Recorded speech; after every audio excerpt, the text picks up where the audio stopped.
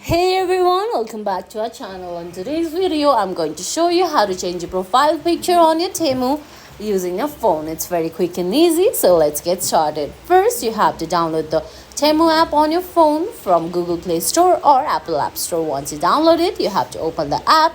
Once you open the app, at the bottom of the screen, you can see Home, Categories, You and Card. Tap on You. Once you do that, then at the top left corner, you can tap on your name. Once you tap on your name, right beside your name, there's a small edit icon. Once you tap on that small edit icon, you can see there are a few things you can change, like your photo, name, bio, gender, email, and mobile phone number.